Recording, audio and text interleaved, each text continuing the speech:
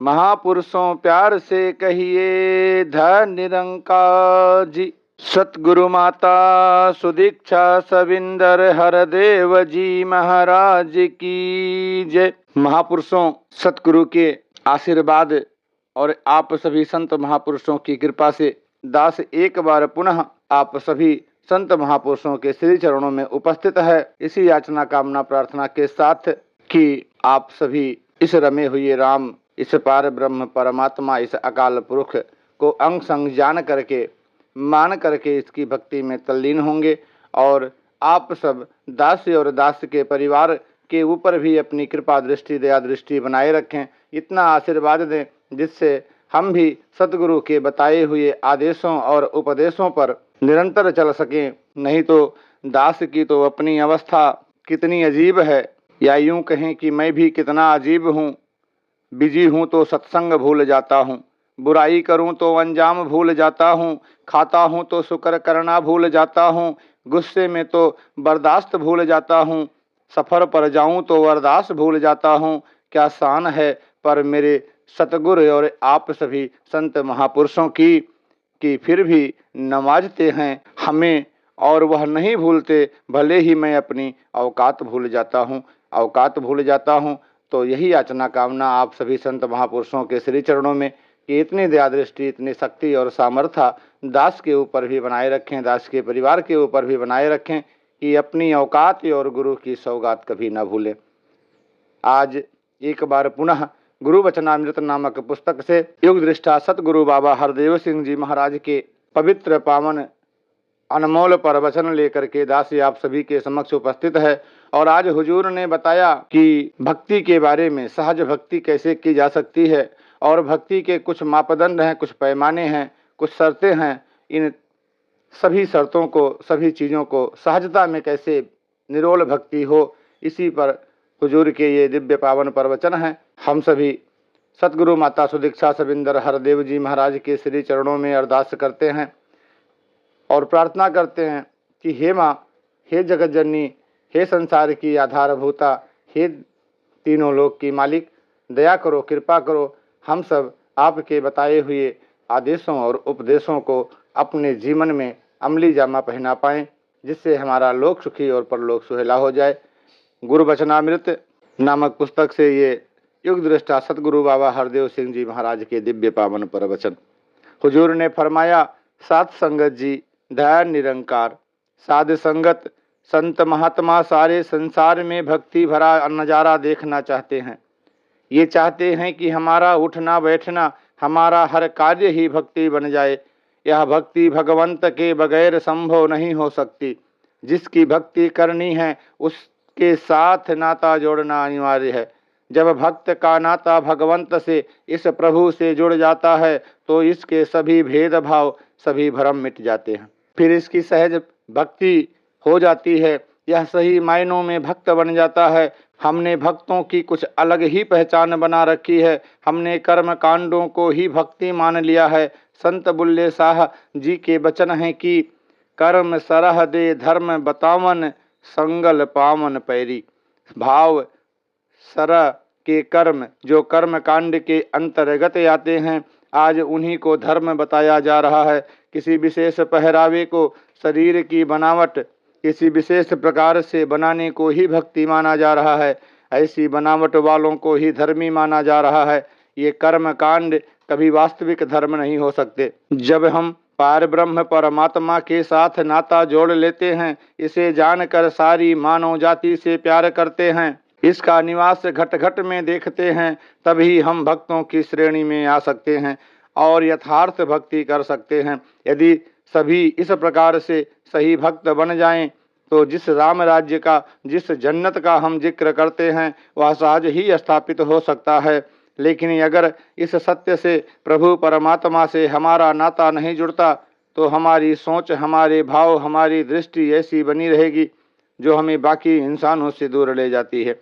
अगर इस मालिक निराकार रमे राम के साथ नाता जोड़कर प्रत्येक पल, प्रत्येक क्षण, प्रत्येक श्वास, प्रत्येक उठा हुआ कदम भक्ति हो जाए, तो इंसान शुद्ध भावनाओं से युक्त हो जाता है। जिस भगवंत के साथ भक्त को नाता जोड़ना है, जिसका जिक्र हम धर्म ग्रंथों में पढ़ते सुनते आ रहे हैं, कौन सा धर्म ग्रंथ है जिसमें इसका जिक्र न किया गया हो, अथवा कौन गुरु पीर पैगंबर हैं जिसने इसका जिक्र न किया हो। तमाम वेद शास्त्र इसका जिक्र करते हैं और साथ ही यह भी कहते हैं कि जिस प्रभु का जिक्र करते हैं, इस प्रभु की पहचान भी हासिल करनी है, इसका बोध भी करना है। केवल इस प्रभु के जिक्र अथवा रटन से कुछ बनने वाला नहीं है। दुनिया का कोई छोटे से छोटा काम भी केवल उसके जिक्र करने से आज तक पूर्ण नहीं हुआ। केवल बातों से कोई बात कभी बनी नहीं है। अगर केवल बातों से या जिक्र से ही कुछ कार्य हो जाता तो किसी को कोई यत्न करने की जरूरत नहीं थी। आज हम जिन तरक्कियों का जिक्र करते हैं वह बिना कर्म किए नहीं हुई है। एक छोटी सी सुई से लेकर हवाई जहाज तक का हम जिक्र कर लें, मालों का जिक्र कर लें या करोड़ों रुपयों का जिक्र कर लें, जिक्र तो केवल जिक्र ही रहेगा। अगर उसके साथ वे पदार्थ जुड़े नहीं हैं, उसके साथ कर्म जुड़ा नहीं है तो कुछ बनने वाला नहीं है। संत जन महापुरुष कहते हैं कि पढ़े सुने किया होई, जो सहज न मिलियो सोई। यह सहज प्रभु परमात्मा ही है जो सदैव एक रस रहता है, जो काल के अधीन नहीं है, जो परिवर्तन में नहीं है। इसके बारे में कबीर जी जिक्र करते हैं कि बसतु अगोचर पाई घट दीपक रहिया समाय, अंधियारे दीपक चाहिए इक बसतु अगोचर लइए। जिस अगोचर वस्तु का, जिस पदार्थ का जिक्र किया जा रहा है, इसे नाम पदार्थ कहा जाता है, इसे ही नाम धन कहा जाता है। इसे ही कहा जाता है कि जमी जमा के बीच में ज्योति समाई हुई है। इसे ही कहा जाता है कि यह कण कण में है, पत्ते पत्ते में है, जर्रे जर्रे में है। इस प्रभु का गुणगान तो सभी करते आ रहे हैं, लेकिन कोई बिरला भी है जो ज्ञानी जनों का संग करके इसे बूझ लेता है। जो बूझ लेता है वह फिर चारों ओर इसे देखकर इसकी महिमा गाता है। उसे ऐसी निगाह मिल जाती है जिसमें वह इसका दीदार सभी ओर करता है। कहा भी गया है कि दीदार की तलब के तरीकों से बेखबर, दीदार की तलब है तो पहले निगाह मांग। निगाह के बगैर दीदार संभव नहीं है। इस निगाह के ना होने के कारण ही इंसान इसे जंगलों बियाबानों में जाकर खोजता है। महात्मा जन कहते हैं कि काहे रे बन खोजन जाई, सरब निवासी सदा अलेपा तो ही संग समाई। सर्वव्यापी उसे कहा जाता है जो कण कण में, जर्रे जर्रे में व्यापक हो। ऐसे प्रभु को वनों में खोजने जाने की क्या जरूरत है। इस सर्वव्यापी का बोध न कर पाने वालों के लिए कहा गया है, जल में मीन प्यासी, यह सुन कर आवे हंसी।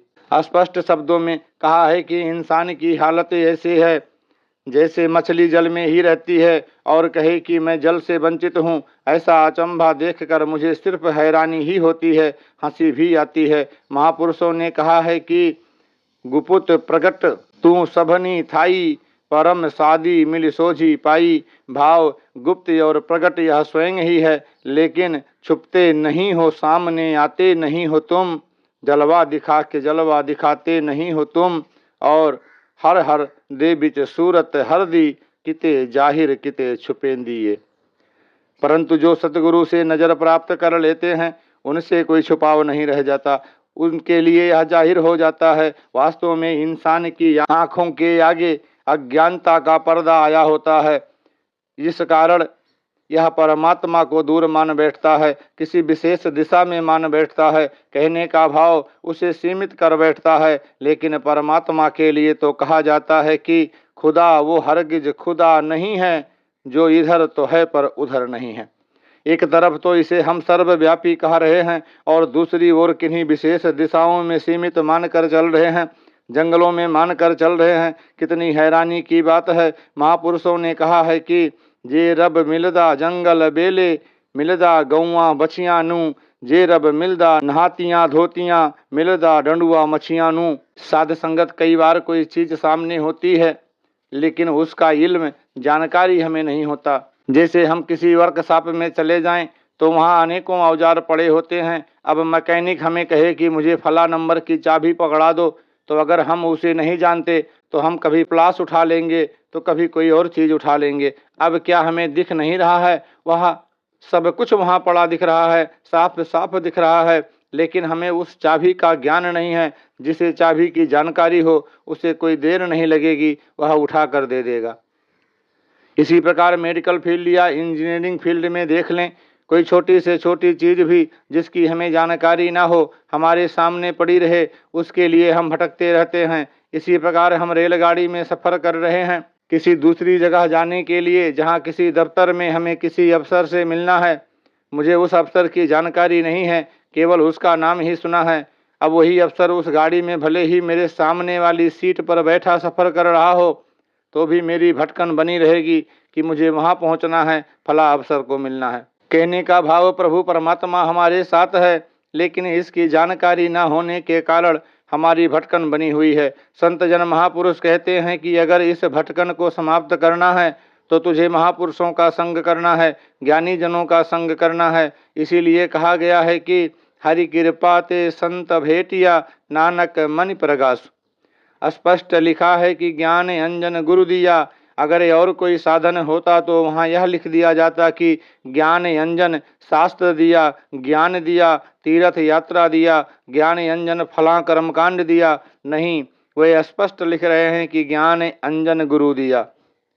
हम पानी को गर्म करना चाहते हैं, हम जानते हैं कि पानी आग से गर्म होता है। अब उस पानी को अगर हम आग पर सीधा ही डाल देते हैं तो वह आग ही बुझ जाएगी, पानी कैसे गर्म करेंगे? उसके लिए साधन बर्तन को ढूंढना पड़ता है। उस बर्तन में डालकर पानी को आग पर रखेंगे तो वह पानी गर्म हो जाएगा। यह रीत युगों युगों से चलती आई है। इसी प्रकार प्रभु ज्ञान के लिए भी साधन गुरु की आवश्यकता होती है। भगवान राम जी को भी गुरु वशिष्ठ जी की आवश्यकता पड़ी। यह मर्यादा युगों युगों से स्थापित चली आ रही है। वैसे भी हम देखें कि संसार की छोटी से छोटी जानकारी के लिए भी हमें उसके जानने वाले की जरूरत पड़ती है। तो फिर यह आत्मज्ञान स्वतः कैसे हो सकता है? इसके लिए भी सद्गुरु की आवश्यकता होती है। जो सद्गुरु से यह सोझी समझ प्राप्त कर लेता है उसकी भटकन समाप्त हो जाती है। संतों महात्माओं ने सदैव इंसान को पुकार पुकार कर इसकी प्रेरणा दी है, लेकिन इंसान इसे संजीदगी से लेता नहीं है। वह अपनी मनमति को ही विशेषता देता है और इस प्रकार अपने समय को नष्ट करके चला जाता है। संत महात्मा चाहते हैं कि यह इंसान इस समय को व्यर्थ गंवा कर ना जाए, क्योंकि यह मानव जीवन बड़े भाग्यों से मिला है। इस जन्म के लिए कहा गया है कि बड़े भाग्य मानुष तन पावा। इस अमोलक जन्म में इंसान को अपनी मंजिले मकसूद को प्राप्त करना है। अगर यह कार्य ना किया तो यह भवसागर में ही थपेड़े खाता रहेगा, आवागमन के चक्कर में ही पड़ा रहेगा। महापुरुषों के हृदय में ऐसे भाव होते हैं कि इंसान सभी बंधनों से, सभी भ्रमों से निजात हासिल कर ले। इसके लिए ये हर प्रकार से कोशिश भी करते हैं ताकि इंसान समझ जाए कि मुझे गफलत की नींद से जागना है और इस प्रभु परमात्मा की जानकारी हासिल कर अपने इस मानुष जन्म को सफल करना है, सार्थक करना है। इंसान को ऐसी आवाज देने के लिए ही सत्संगों का आयोजन किया जाता है, ऐसे विशाल समागमों का आयोजन किया जाता है। इन सब के पीछे एक परोपकार का भाव होता है, जिसके अंतर्गत ये संसार की अज्ञानता को दूर करते आए हैं, उजाला वरदान करते आए हैं, ताकि इसका जीवन मार्ग उज्जवल हो। आज भी ये संत महात्मा ऐसा ही योगदान हर किसी को दे रहे हैं। ऐसे योगदान की आवश्यकता हर युग में ही रही है। तभी तो महापुरुषों ने सतयुग में भी यह देन दी, त्रेता में भी यह देन दी। ऐसी जरूरत थी, तभी तो द्वापर में भी महापुरुषों ने ऐसी देन दी। अगर उन युगों में ऐसी आवश्यकता ना होती तो सभी कुछ कलयुग के लिए ही छोड़ दिया जाता। वास्तव में उन युगों में भी अज्ञानता थी, जिसे दूर करने की आवश्यकता पड़ी। अंधकार जहाँ भी होता है वहाँ उजाले की जरूरत होती है। रोग जब भी होता है उसके लिए दवा लाजिम है। रोगी किसी भी युग में रहा हो, उसे दवा की जरूरत रही है। जल की आवश्यकता सतयुग में थी, त्रेता में भी थी, द्वापर में भी थी और कलयुग में भी है। कहने का भाव, संत जन हर युग में ही यह रोशनी बांटते आए हैं। जब भी अज्ञानता के आवरण सामने आते हैं, रोशनी धुंधली होती है, तभी इन आवरणों को हटाने की आवश्यकता होती है। जहाँ भी दीपक की लौ बुझी होती है वहाँ उसे जलते दीपक से स्पर्श कर प्रज्वलित करने की आवश्यकता होती है। जिन्हें यह ज्ञान रूपी उजाला प्राप्त हो जाता है उन्हें ना इस लोक में भटकना पड़ता है और ना परलोक में। महापुरुष संत जन यही उजाला प्राप्त करने का निमंत्रण दे रहे हैं कि करहु बेनती सुनहु मेरे मीता, संत टहल की बेला, यहाँ खाट चलहु हरि लाहा, आगे बसन सुहेला। भाव, इस जन्म में आकर ऐसा लाभ प्राप्त कर लो जिससे यह लोक सुखी परलोक सुहेला हो जाए। इससे जहाँ तुम्हारी आत्मा का कल्याण हो जाएगा वहाँ यह लोक भी सुखी हो जाएगा, क्योंकि उजाले के कारण जब भ्रम मिट गए, दीवारें टूट गई, मन में नफरत घृणा का भाव नहीं रहा और उसकी जगह प्यार, करुणा, भाईचारा, सहनशीलता के भाव पैदा हो गए, तो यह लोक सुखी होता है। अगर हम यह सोचें कि सांसारिक पदार्थ हों, अच्छे मकान हों, शरीर तंदुरुस्त हो, अच्छा बिजनेस हो तो यह लोक सुखी हो जाता है, अच्छी नौकरी हो तो यह लोक सुखी हो जाता है, तो यह हमारी भूल है। अगर इन्हीं के कारण लोक सुखी होता तो पूछ लें उनसे जिनके पास अच्छे मकान हैं, पूछ लें उनसे जिनके पास अच्छी नौकरी है, पूछ लें उनसे जिनके परिवार का अच्छा फैलाव है। वे कहेंगे नौकरी भी अच्छी है, बिजनेस भी अच्छा है, सब कुछ है, लेकिन सुख नहीं है। लोक सुखी की अवस्था तो यह है कि अगर पदार्थ है तब भी सुखी हैं, पदार्थ नहीं है तब भी सुखी हैं, नौकरी अच्छी है तब भी सुखी हैं, नौकरी अच्छी नहीं है तब भी सुखी हैं। ब्रह्म ज्ञान द्वारा ही ऐसी अवस्था प्राप्त होती है। इंसान के सब भ्रम मिट जाते हैं, फिर किसी के प्रति जलन की भावना नहीं होती, कोई हिराकत घृणा नहीं होती, द्वेष का भाव नहीं रहता, होता है तो बस प्रेम ही होता है, जिस कारण लोक सुखी होता है। नफरत, द्वेष, अहं के होते कभी लोक सुखी नहीं हो सकता। ऐसा व्यक्ति कहीं महफिल में है तब भी दुखी है, अकेला है तब भी दुखी है। इसलिए घृणा और नफरत रूपी अंगारों से निजात हासिल करके प्यार, करुणा, स्नेह, विशालता के भावों से युक्त होकर चंदन की तरह जीवन व्यतीत करना है। चंदन तो छूने से भी हमें शीतलता देता है और उसकी महक भी हमें आनंदित करती है। ऐसी महक प्राप्त करने के लिए संतों महापुरुषों की संगत करनी होती है। इससे हर समय भक्ति का सरूर बना रहता है। संसार के बाकी नशे तो हमें परेशान ही करते हैं। इन सांसारिक नशों से निजात प्राप्त करनी है।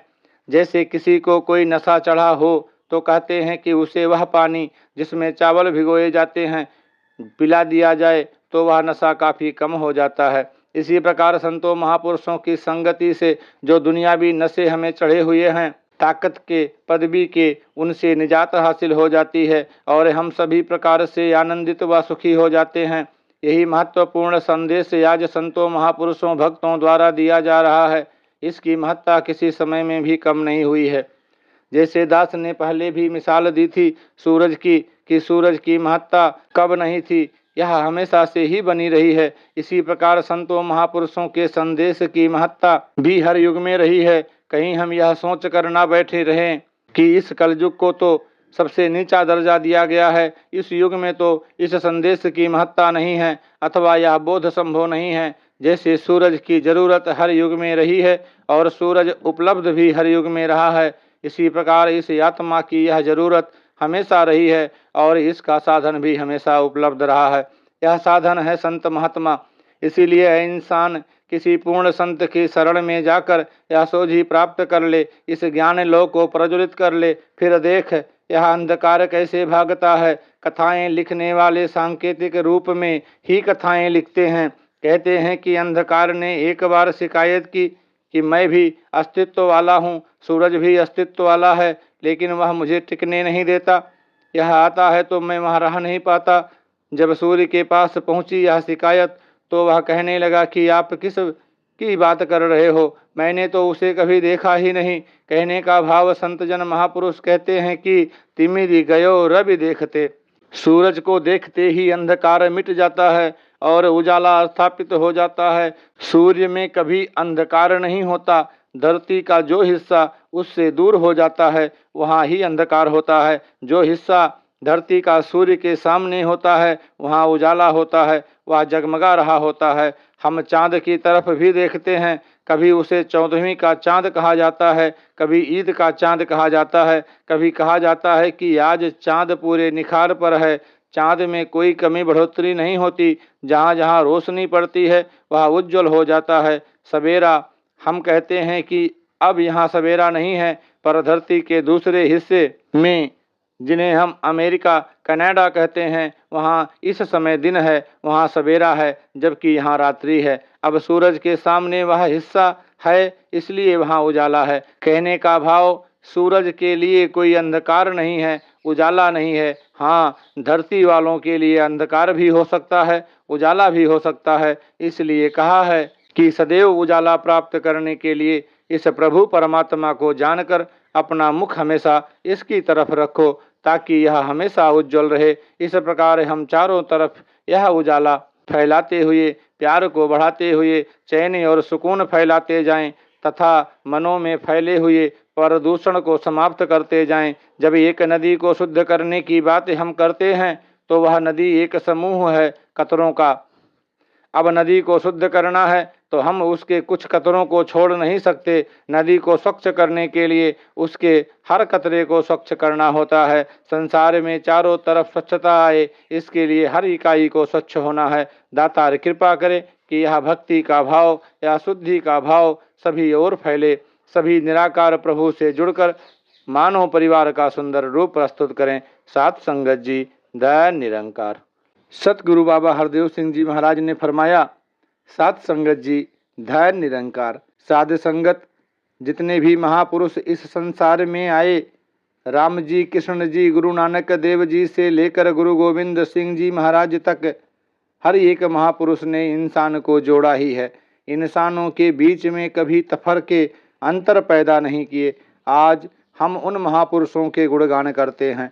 आज सदियां बीत गईं, परंतु वे नाम आज तक कायम है। एक भावना उनके हृदय में थी, उस भावना की चर्चा आज तक कायम है। इसमें कोई शक नहीं कि हर एक इंसान को ऐसे महापुरुषों का गुणगान करना चाहिए। उन महापुरुषों ने जो अपने वक्त में किया उसकी चर्चा करनी चाहिए। लेकिन केवल चर्चा से हमें कोई लाभ हो जाएगा, हम महान बन जाएंगे, यह कभी होने वाला नहीं। लाभ प्राप्त करने के लिए हमें भी पूर्ण भक्त बनना है। जहाँ पर हम उन गुणों की चर्चा करते हैं, वहाँ पर हमें गुण अपनाने भी हैं। जैसे एक नक्शा बनाया जाता है, नक्शा खूबसूरत बन जाता है, पर अगर हम यह आशा लगाकर बैठे हैं कि नक्शे ने ही हमें आंधी तूफानों से बचा लेना है, नक्शे ने ही हमें कड़कती धूप से बचा लेना है, या खतरनाक जानवरों से हमारी रक्षा कर लेनी है, तो नक्शे में यह सामर्थ्य नहीं है। नक्शे के मुताबिक यदि हम वास्तविकता में एक इमारत खड़ी कर लेते हैं तो हर प्रकार की ऐसी कठिनाइयों से हमारा बचाव हो सकता है, हमें सुख मिल सकता है। इसी तरह महापुरुषों ने भी हमारे जीवन के लिए बहुत सुंदर रेखाएं खींची हैं। इन रेखाओं पर अगर हम अपना कर्म का महल उसार बना लेंगे तो हम भी हर प्रकार से सुख प्राप्त कर सकते हैं। यही आज मानव को विचार करना है। लेकिन इंसान के कर्म इन रेखाओं के उलट हैं, तभी तो आज इंसान इस हद तक नीचे पहुंच चुका है। यह आज की ही बात नहीं, युगों युगों से ऐसे ही देखते आ रहे हैं। तभी तो महापुरुषों ने आज ही नहीं, सदियों पहले कहा था कि करतूत पशु की मानुष जात। इंसान की हमेशा से ऐसी फितरत रही है। कई इंसान कहते हैं कि पुरातन युग बड़े महान थे, वे युग तो बहुत अच्छे थे, वे बड़े भक्ति के युग थे। अगर युग में समय में ही कोई ताकत हो तो उस वक्त हमें राम जी का नाम ही मिले, रावण का नाम कहीं दिखाई ना दे। अगर समय में अपने आप में कोई ताकत होती तो भगवान कृष्ण जी का ही नाम मिलना चाहिए, उनके साथ किसी कंस का नाम नहीं मिलना चाहिए। अगर समय में ही कोई ताकत हो तो हमें गुरु साहिबानों के, जिन्होंने संसार के ऊपर परोपकार किए, उनके ही नाम मिलने चाहिए। लेकिन शीश लेने वालों, तख्ते गर्म तवों पर बैठाने वालों का भी हमें नाम मिलता है। कहने का भाव कि समय में अपने आप में कोई विशेषता नहीं होती। हाँ, समय को विशेष कौन बना देता है? महापुरुष ही समय को विशेष बना देते हैं, भक्त ही समय को महान बना देते हैं। जिस जिस समय में प्रभु की भक्ति होती है, जिस जिस समय में इस प्रभु की याद होती है, जिस जिस समय में इंसान की सेवा की जाती है, इंसान को मिलाया जाता है, जिस समय में जाति पाति के भेदभाव से ऊपर उठा जाता है, वही समय महान हुआ करता है।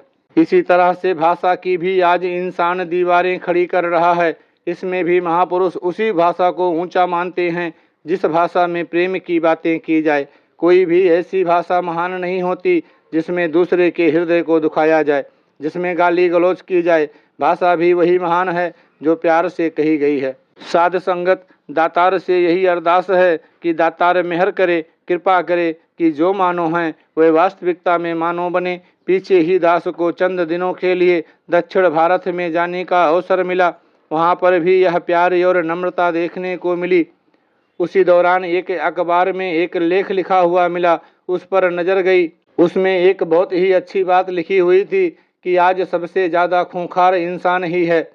आज यह नहीं कि जानवरों पशुओं से इंसान को कोई खतरा है, आज इंसान को इंसान से ही खतरा हुआ जा रहा है।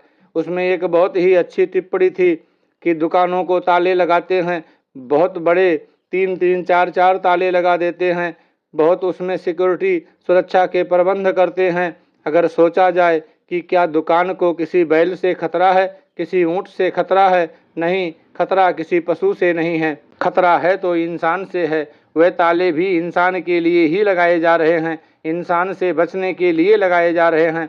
आज जरूरत इंसान को सुधारने की है। ये इंसान या भांडा, शरीर तो तुझे इंसान वाला मिल गया या तेरी बनावट तो इंसानों वाली बन गई। दातार की कृपा से यह मानव देह तुझे प्राप्त हो गई। इसमें अगर कर्म भी मनुष्यों वाले नहीं करेगा तो दीर्घाकार धिक्कार ही हिस्से में आती है। यह नहीं कि इंसानों ने ही तेरा हिसाब लेना है या इंसानों ने ही तेरा कुछ निस्तारा निर्णय कर देना है। यह फैसला तो प्रभु परमात्मा को करना है। यह प्रभु परमात्मा अंदर की भी जानता है और यह बाहर से भी वाकिफ है। ऐसे दातार के आगे तू क्या इंसानी बनावटें बनाता है? तो इस कसौटी के ऊपर पूरा उतर। तू मन वचन कर्म से एक हो। इस परम पिता परमात्मा को अंग संग जानकर हमेशा महान कर्म कर। जो दातार ने तुझे शक्तियां दी हैं, इन शक्तियों को तू सुख की तरफ लगा, भले की तरफ लगा।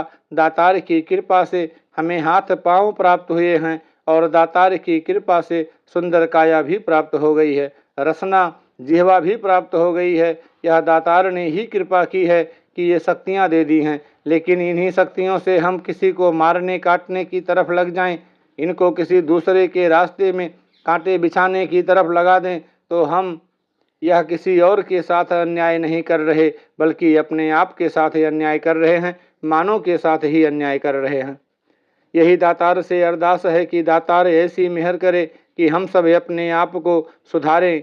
जो दूसरे की तरफ उंगली उठाता है, दूसरे के रास्ते में कांटे बिछाने की कोशिश करता है, दूसरे को नीचा दिखाने में तो पूरा जोर लगा देता है, लेकिन अपने मन में कभी इसने झांक कर नहीं देखा कि वह कहाँ पर खड़ा हुआ है। हर वर्ष रावण को जलाने का तो शौक पैदा हो जाता है, सारे का सारा शहर एक मैदान में खड़ा हो जाता है, उसकी ओर कभी किसी का ध्यान नहीं जाता। आज यही जरूरत है कि यह तो रावण कभी घर में हावी हो जाता है, कभी गली मोहल्लों में हावी हो जाता है, यह रावण कभी लेन देन के मामले में हावी हो जाता है। इस रावण को जलाना है, तभी हम जो हर वर्ष ऐसा काम करते हैं हम उसका पूरा जस्टिफिकेशन औचित्य सिद्ध कर सकते हैं। आज दातार से अरदास करनी है कि दातार ऐसी मेहर करें, कृपा करें कि हर एक इंसान ऐसे ऊंचे स्तर पर हो, भक्ति के मार्ग पर चलते हुए भक्ति के आनंद को प्राप्त करे, वास्तविकता को जान ले कि भक्ति कोई पहरावे का नाम नहीं,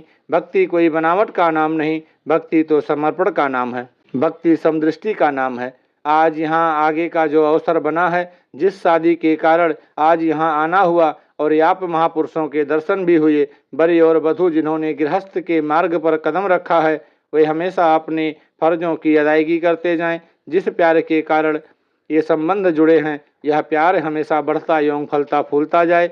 हर प्रकार से ये दूसरों को प्यार देते जाएं। बड़ों के प्रति जो कर्तव्य है, छोटों के प्रति जो कर्तव्य है, उन कर्तव्यों को निभाते जाएं।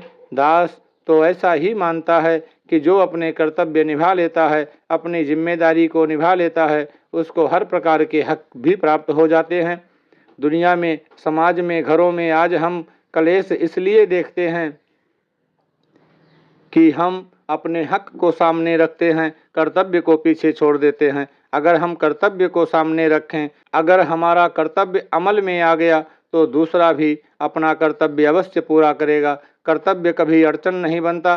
संसार में जब भी अड़चन खड़ी की है तो हकों अधिकारों ने की है।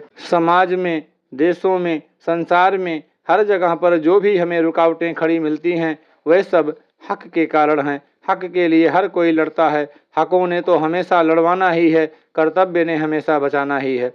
दास यही अरदास करता है कि दातार मेहर करे। यह जो जोड़ा जुड़ा है हर प्रकार से खुशियों भरा हो। इन्होंने मानना सीखा है और जो मानने की पहल कर लेता है उसकी भी अवश्य मानी जाती है। संसार में तो मनवाना सिखाया जाता है, जो मनवाने पर जोर देता है उसको भी मुश्किल का सामना करना पड़ता है। गुरमत में मनवाने की नहीं, मानने की महानता है। साध संगत जी, दया निरंकार। हुजूर ने फरमाया, साध संगत जी, दया निरंकार। साध संगत जितने संत जन गुरुमुख इस सत्य के साथ, इस अकाल पुरख परमात्मा के साथ जुड़ जाते हैं, उन्हें आत्मिक आनंद की प्राप्ति होती है। यह अकाल पुरख करता है जो सारी सृष्टि को चलाने वाला है, अंग संग है, पत्ते पत्ते में है, डाली डाली में है, जिसका अंत नहीं पाया जा सकता। ऐसी अनंत शक्ति के साथ जिसका भी नाता जुड़ा है उसके जीवन में ही ऊंचे गुण प्रवेश करते हैं। यह दातार ही सारी दुनिया की पालना करने वाला है और ये आनंद का स्रोत है। इसके सिवा कोई भी आत्मिक आनंद प्रदान नहीं कर सकता। अक्सर इंसान को भ्रम हो जाता है कि शायद मैं खुद ही अपना तथा अपने परिवार का पालन पोषण कर रहा हूँ। अक्सर कह भी दिया जाता है कि दाने दाने पे लिखा है देने वाले का नाम। भाव, यह जो देने वाला प्रभु दातार है, अगर इसकी कृपा ना हो तो इंसान के सामने भले ही कितने पदार्थ पड़े हों, उनमें से एक छोटा सा कौर भी उठाकर मुंह में नहीं डाल सकता। भक्त हमेशा दातार की कृपा को ही मानते हैं। अगर कोई व्यापार करता है तो भी ऐसा ही मानता है कि दातार अगर दिन में 20-25 ग्राहक भी आ गए तो वो मेरे किसी यत्न के कारण नहीं, बल्कि तू मुझे रोजी रोटी देने चला आता है।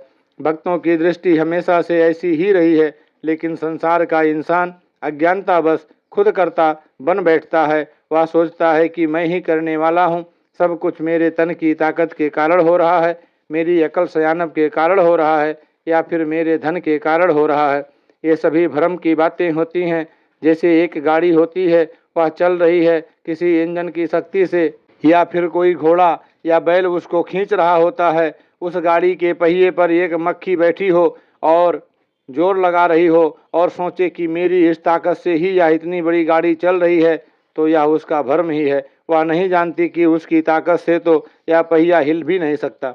साध संगत, महापुरुष संत जन भले ही सतयुग में आए, द्वापर में आए, त्रेता में आए या कलयुग में आए, उन्होंने इंसान को मात्र यही एहसास करवाने का यत्न किया कि यह इंसान, तू गर्व ना कर, अपने आप पर अभिमान ना कर, भ्रम को छोड़कर इस प्रभु का यश कर, प्रभु की कृपा मान, तभी तू आनंदित हो सकता है, वरना सब कुछ प्राप्त करने के बावजूद भी तू सुख प्राप्त नहीं कर सकता। पुरातन महापुरुषों के जीवन हमारे सामने हैं। जिन भक्तों की वाणियाँ हम पढ़ते हैं, जिनकी साखियाँ सुनाते हैं, जिनके जीवन की घटनाएं धर्म ग्रंथों में दर्ज हैं, उनका जीवन खुद बोलता है कि वे वास्तविकता में इस प्रभु के सहारे रहे, इस प्रभु को ही करने वाला माना और यही कहा कि ये दातार तू खुद सब कुछ करने वाला है, लेकिन मुझे यश दिलाना चाहता है, मेरी जय जयकार करवाना चाहता है, इसीलिए मेरा नाम हो रहा है, वरना मैं कुछ करने वाला नहीं हूँ। भक्तों की अवस्था सदैव ऐसी रही है कि उन्होंने हर हाल में इस नाम का, दातार प्रभु का ही आसरा लिया। छोटी उम्र के भक्त प्रहलाद का जीवन हमारे सामने है। उसका सगा पिता ही किस तरह उसका बैरी बन गया। क्या भक्त प्रहलाद ने पिता का कुछ चुरा लिया था? नहीं, वह केवल राम नाम जपता था, जबकि उसका अभिमानी पिता चाहता था कि जिस प्रकार बाकी सब लोग मेरे हुक्म को मानते हैं, मेरी जय जयकार करते हैं, जल भी हिरण्याकश्यप, थल भी हिरण्याकश्यप रटते हैं, इसी प्रकार प्रहलाद भी मेरा जाप करे। लेकिन प्रहलाद जल भी राम, थल भी राम का जाप करता था, जिस कारण उसका पिता ही उसका बैरी बन गया। कदम कदम पर उसे डुलायमान करने की कोशिश की, लेकिन भक्त ने राम का पल्ला नहीं छोड़ा, जिसका नतीजा हुआ कि आज तक उस भक्त का नाम संसार में कायम है। उसका शरीर भले ही हमें आज दिखाई नहीं दे रहा है, क्योंकि शरीर तो सभी के ही चले जाने होते हैं। यह तो राम जैसे महान पुरुष, जिन्हें हम मर्यादा पुरुषोत्तम की मिसाल मानते हैं, जिन्होंने संसार पर उपकार किया उनका भी शरीर नहीं रहा, और रावण जैसे अभिमानी संसार पर अत्याचार करने वाले का भी शरीर नहीं रहा। पढ़े लिखे या अनपढ़, धनवान या निर्धन, किसी का भी शरीर सदैव नहीं रहता। यह 5 तत्व का पुतला है तथा इन 5 तत्वों से ही मिल जाना होता है, लेकिन भक्तों ने इस शरीर में रहते हुए भक्ति की हद को छुआ होता है, इस कारण इनका नाम रोशन होता है। इसी कारण आज हमारे दिल में उनके प्रति आदर सत्कार है, श्रद्धा है। इंसान, अगर आज तू भी भक्त बनना चाहता है तो इस निराकार दातार का आसरा ले। इस प्रभु को वंग संग जानकर 8 पहर इसका ध्यान कर, तभी तेरे जीवन में दृढ़ता आ सकती है। भक्त हमेशा इस दातार निराकार की रजा को मीठा मानकर चलते हैं, इसके आगे सब कुछ अर्पण कर देते हैं। सदैव ऐसा मानते हैं कि दातार, यह तन भी तेरा है, यह मन भी तेरा है और यह धन भी तेरा है। जब हम इस तू को विशेष मान लेते हैं, महान मान लेते हैं तथा अपनी मैं को परे हटा लेते हैं, तो फिर किसी उतार चढ़ाव का असर हमारे जीवन पर नहीं होता। उतार चढ़ाव का असर हम पर तब ही होता है जब हम स्वयं को कुछ मान लेते हैं। हम देखते हैं कि जिस इंसान में कुछ अहंग होता है, जब उसके अहंग को ठेस लगती है तो दुख महसूस होता है। अगर अहंग ही नहीं है तो ठेस किसको लगती है और दुख किस बात का होना है। दास अक्सर बताता है कि एक क्लास लगी होती है, उस्ताद एक बच्चे को कहता है कि अपना हाथ निकालो, उसने उस पर छड़ी लगानी होती है। हम देखते हैं कि जब छड़ी मारने लगता है तो अगर बच्चा नीचे से अपना हाथ निकाल लेता है तो वह छड़ी उसे नहीं लगती, और हाथ वहीं रखता है तो उसे छड़ी का असर ग्रहण करना पड़ता है। इसी प्रकार जब तक इंसान अपनी मैं को कायम रखता है तब तक उसे उसका असर भी ग्रहण करना पड़ता है, तथा जब इस मैं को परे हटा देता है तो उस पर कोई असर नहीं होता। वह यश अबजस से ऊपर हो जाता है, सुख दुख में एक रस रहता है तथा इस निराकार का आसरा लेकर अपने आप को निराकार में ही समा देता है। साध संगत अपने आप को निराकार के अर्पण कर देने से सहज अवस्था बन पाती है। मन के विकार स्वयं ही दूर होने लगते हैं, भेदभाव मिट जाते हैं, जाति पाति की दीवारें टूट जाती है, भाषा की दीवारें टूट जाती है, फिर कोई बेगाना नहीं रह जाता। ऐसी अवस्था बन जाने के बाद किसी से बैर करने का कोई आधार ही नहीं रह जाता, कोई खास कारण ही नहीं रह जाता, क्योंकि घृणा तो उतनी देर ही होती है जितनी देर किसी को पराया माना जाए। जब कोई पराया ही नहीं तो घृणा किससे की जाए। हम अक्सर देखते हैं कि हमारे कमरे में बहुत बड़ी कीमती सामान पड़ा होता है, बहुत अच्छा कागज लगा होता है। हमारा अपना बच्चा पेंसिल लेकर उस पर कुछ लकीरें लगा देता है तो हमें थोड़ा गुस्सा आता है। हम उसे डांटते हैं तथा समझाते हैं कि ऐसा नहीं करते। लेकिन अगर किसी पड़ोसी का बच्चा हमारे कमरे में आकर कुछ लकीरें लगाता है तो हमें उस पर केवल गुस्सा ही नहीं आता, बल्कि हम उससे घृणा भी करने लगते हैं कि कितना नालायक है, इसके माता पिता ने इसे यही सिखाया है।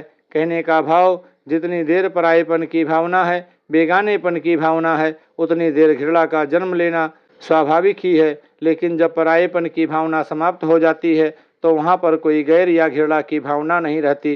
प्रभु से मिलाप ही इस परायेपन की भावना को समाप्त करने का एकमात्र साधन है। सात संगत जी धैर्य निरंकार। हुजूर ने फरमाया, सात संगत जी धैर्य निरंकार। साध संगत संतों महापुरुषों के वचन हमारे विश्वास को मजबूती प्रदान करते हैं, हमारे हृदय में प्रेम की भावनाएं जागृत करते हैं तथा हमने किस ढंग से जीवन यात्रा तय करनी है इसकी प्रेरणा देते हैं। संगति का बहुत बड़ा प्रभाव हुआ करता है। हम अग्नि का संग करते हैं तो हमें तपिश मिलती है, और अगर हम कहीं पहाड़ों पर चले जाते हैं या जल का संग करते हैं तो हमें ठंडक प्राप्त होती है। इसी प्रकार अगर हम एक रस रहने वाले संतों महापुरुषों का संग करते हैं तो उनके जीवन की एक रस्ता हमारे जीवन में भी परिवर्तन ला देती है।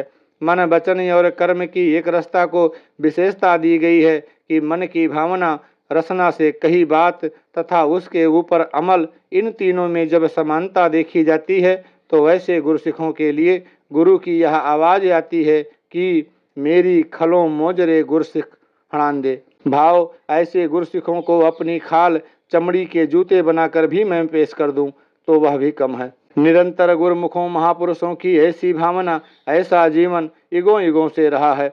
उनके जीवन की तस्वीर में ऐसे रंग भरे होते हैं जिनका अपना रंग कोई नहीं होता, लेकिन वह सभी रंगों में प्रकट होता है। ऐसे रंग में रंग कर भक्तों ने हमेशा अपने जीवन में खुद भी आनंद प्राप्त किया है तथा औरों के लिए भी वे आनंददायक सिद्ध हुए हैं। यह जीवन दान केवल सांसों के चलने को ही नहीं कहा गया है, बल्कि वो जीवन दान होता है जो जीवन हमें गुरु की कृपा से, महापुरुषों की संगति से प्राप्त होता है। ऐसा जीवन जिन्होंने जिया है वो शरीरों के खत्म होने के कारण खत्म नहीं हुआ है, बल्कि अपने मूल परमात्मा अकाल पुरुष में समाकर हमेशा के लिए कायम हो गया। साध संगत भक्त हमेशा नाम के रंग में रंगे हुए जीवन व्यतीत करते हैं। उन्होंने कभी संसार के किसी अन्य रंग का असर ग्रहण नहीं किया तथा अपने वजूद को बनाए रखा। यहाँ वजूद को बनाए रखने का भाव उनके अहम से नहीं, बल्कि इसका भाव है कि किस तरह उन्होंने निराकार पर विश्वास बनाया, इसे अपने जीवन का आधार बनाया तथा कभी इससे डामाडोल नहीं हुए। ऐसे भक्त, ऐसे संत संसार के लिए मार्गदर्शक होते हैं।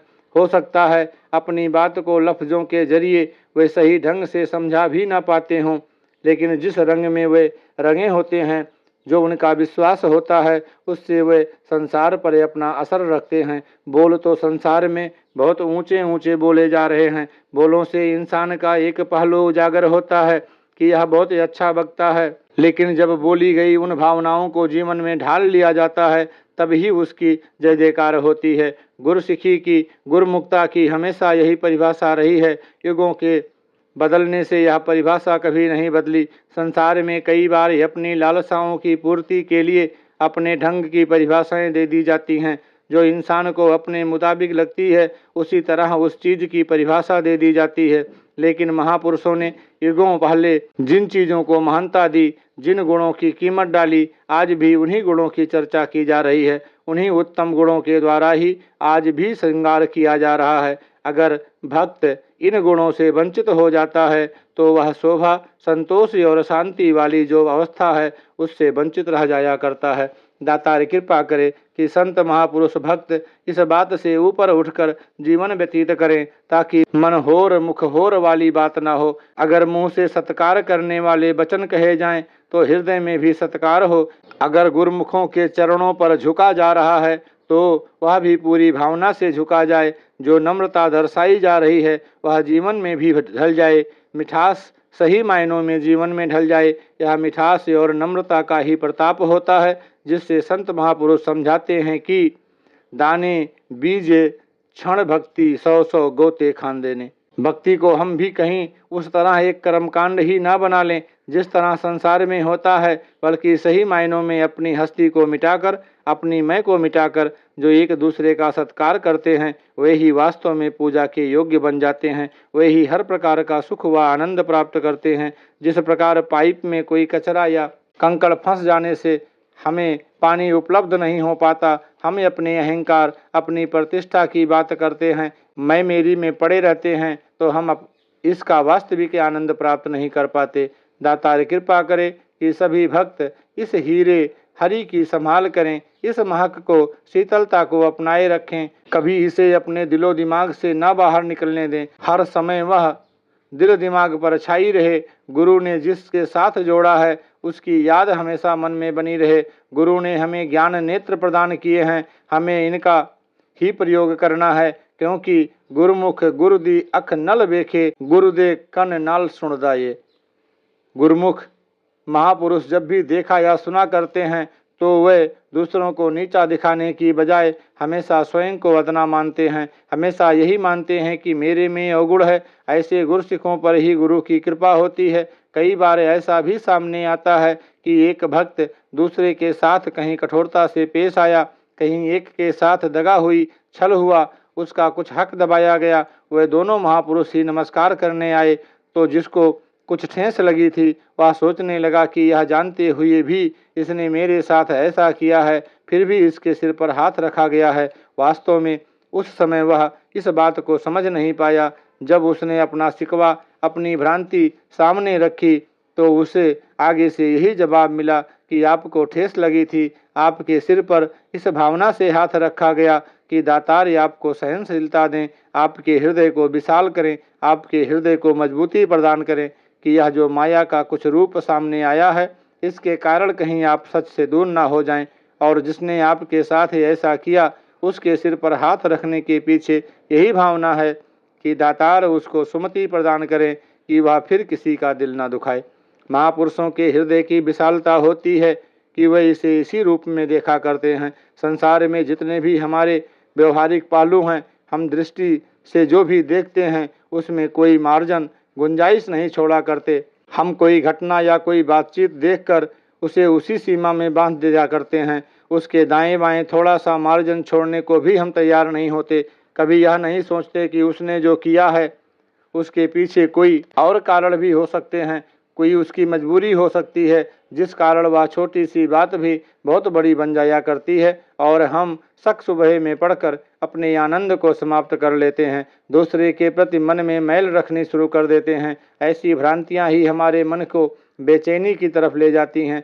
साध संगत हम अनेकों दफ़ा बाबा अवतार सिंह जी के ये वचन सुनते आए हैं कि मैंने आपको क्या जिम्मेदारी दी है, किस तरह चलने के लिए कहा है, आपने अपने जीवन को उस तरह ही ढालना है, जो कोई उससे हटता है उसे किस तरह क्या करना है यह मेरा काम है।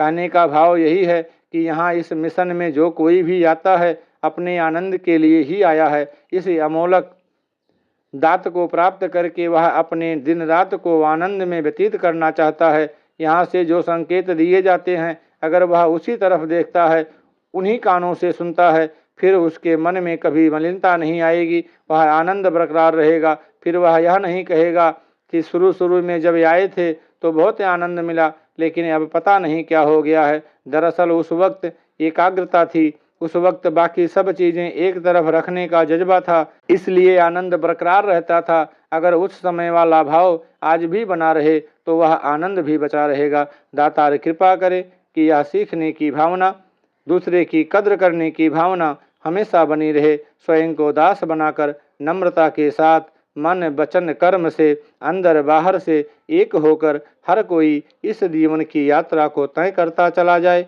इस दातार प्रभु पर जो अकीदा है, जो विश्वास है, वह हमेशा कायम रहे, कभी डामाडोल ना हो। एक अडोल अवस्था से सभी आगे बढ़ते चले जाएं तथा हर प्रकार से जीवन का सुख व आनंद प्राप्त करते चले जाएं।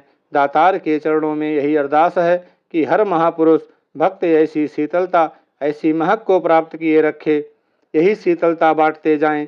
संसार के लोगों तथा भक्तों में यही सबसे बड़ा अंतर दिखाई देता है, वरना और कोई अंतर नहीं होता। ऐसी शीतलता, प्यार की महक तथा मीठे वचनों से ही भक्तों की पहचान बनना है। भक्तों की ऐसी पहचान बनती रहे ताकि चारों तरफ ऐसा ही वातावरण दिखाई दे। सात संगत जी, जय निरंकार। सतगुरु माता सुदीक्षा सविंदर हरदेव जी महाराज की जय। महापुरुषों प्यार से कहिए धन्य निरंकार जी।